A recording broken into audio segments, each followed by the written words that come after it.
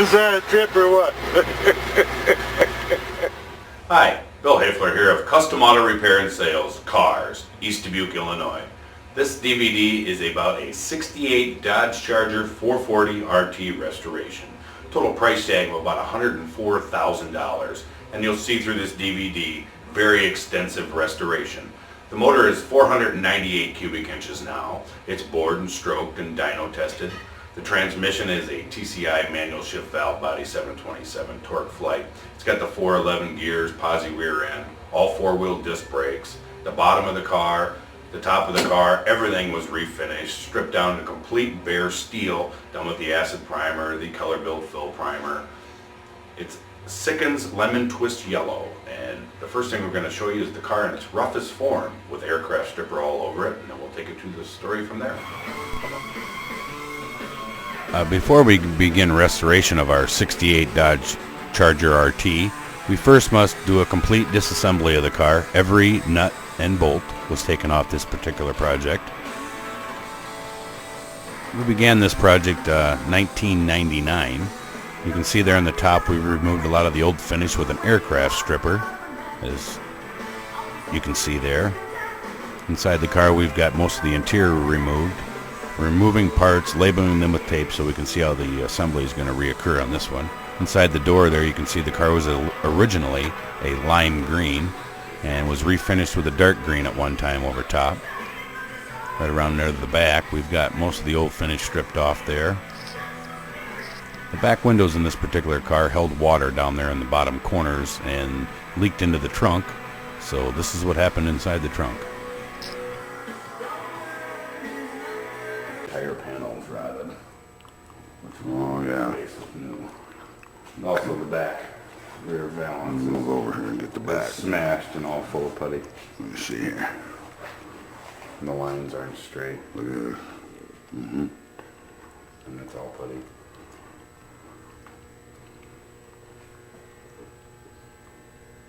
Look at that. Look at the whole bottom. Keep going down the bottom. It's pretty. Come down the bottom of the car.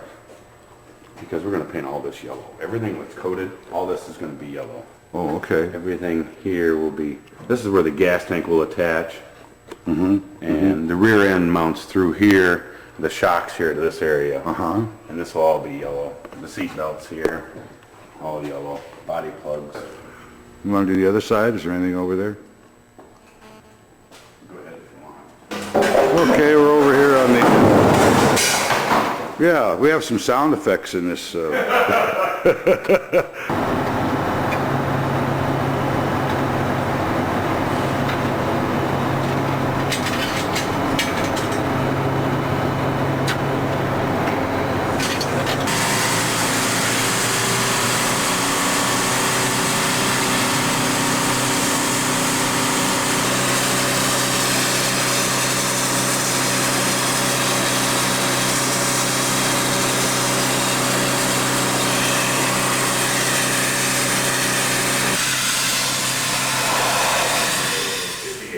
Now that we've blasted the bottom, as you can see, come over, bring the camera with you. Through the trunk area, we have many more holes than we started with.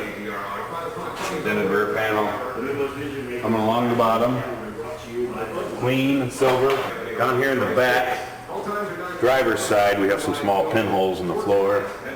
Up this way towards the front side passenger floor, no, driver's floor, I'm sorry. We have holes here, here, and through here. Where the passenger side floor is good and solid, and so is the passenger side rear floor. The rear end, the K-member, all blasted and clean.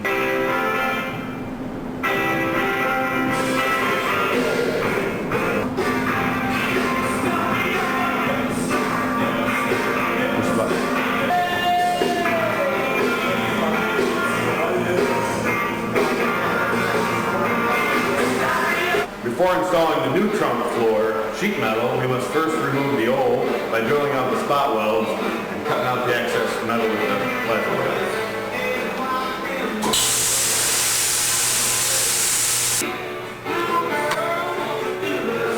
We now have the frame exposed. sides. In prepping the new trunk floor panels, we must first drill where all the spot welds will be filled in with the welder and fit the pan together squarely. After installing the rear trunk pan, or the entire trunk floor is in this case, and we've ground off most of the tops of the spot welds. We have some minor finish work to do and the trunk will be finished. This car chose to have the rear valance installed because it was smashed up.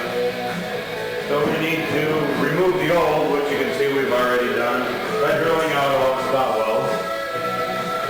And in prepping the new, we've ground off where all the spot welds were, top and bottom, around the sides.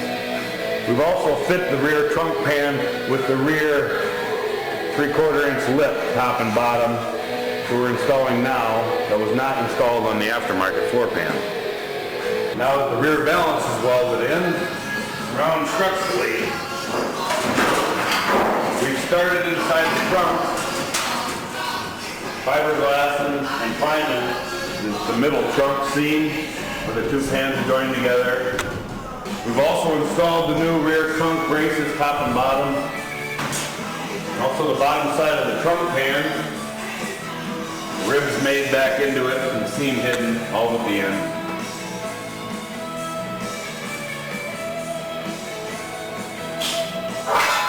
We also straightened underneath the shock bracket that needs to be reinstalled.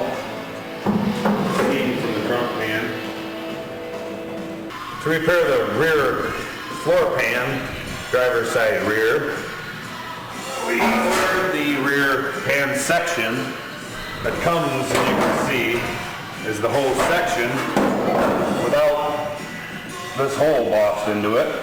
So what we'll do is we'll cut this section down here, up through here, butt welded, and then taking apart the spot weld seam here on the inside, and we'll cut the new pan off here and use this small section. After cutting the section out of the new piece and the section of the car, the old piece out, we've welded the new piece, Siamese together, butt welded and ground off so that it could not be detected where it was installed. Up to the front of the car, the last set of holes in the floor has been welded shut here, here, and in the center section. With the rest of it prepared, we can go ahead and acid prime it and get it ready for paint.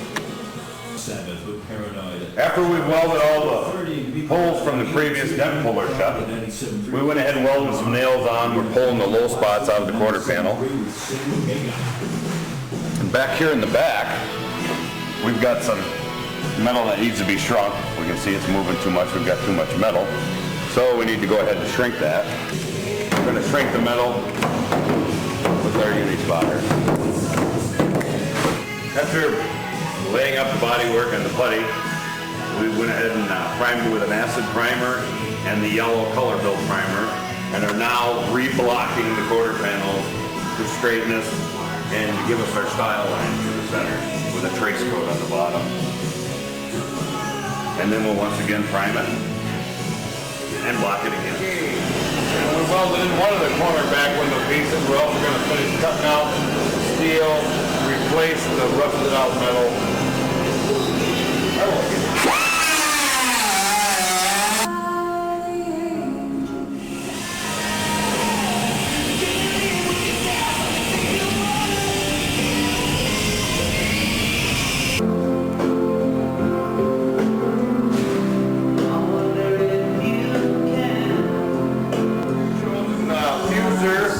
Stock number 801 in the sausage tube to go ahead and fill the seam inside the trunk area.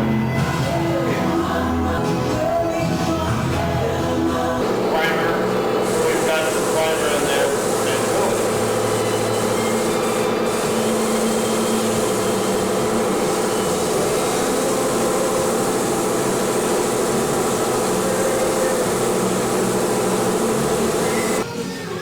Inside's been painted.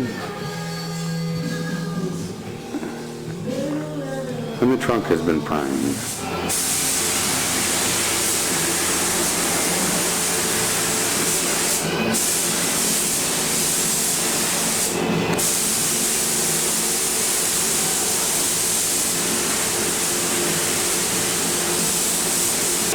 Top side and quarter inch. We're gonna make it all yellow is what that translates to. Yes, sir.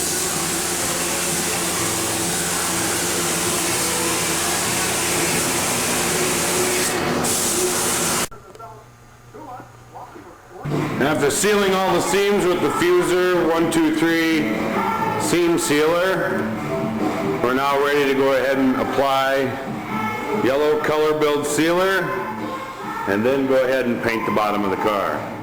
Call Geisler Brothers today and find out about the reliability and affordability of all Lennox home comfort systems. They'll sit down with you and help you decide which model is right for you. And Geisler Brothers.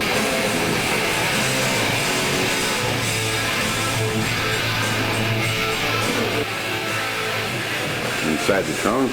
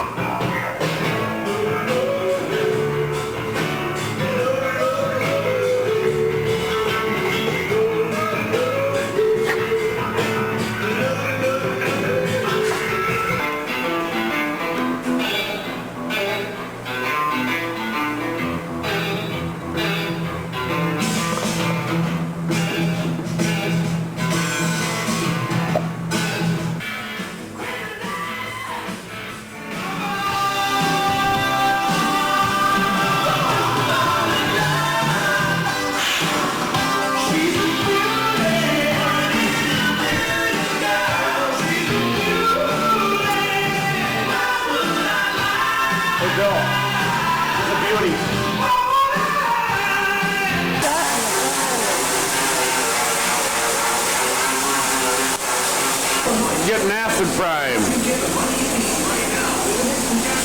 Prepping the inside of the front fenders of the Charger. Is that a train I hear coming?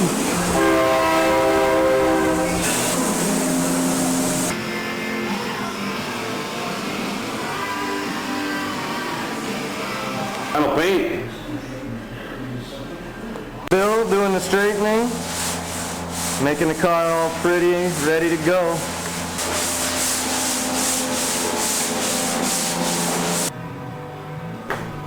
Here's our 440 big block Chrysler. Splinter Racecraft has bored and stroked this one to 499 cubic inches. There's the Mopar Performance cylinder heads.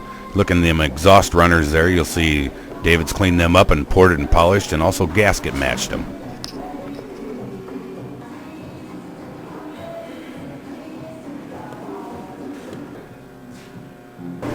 Here's our Manley stainless steel valves to go into our Mopar Performance cylinder heads. There's the long block on the engine stand. You can see it's a full roller motor inside, roller lifters, roller rockers. And there's David.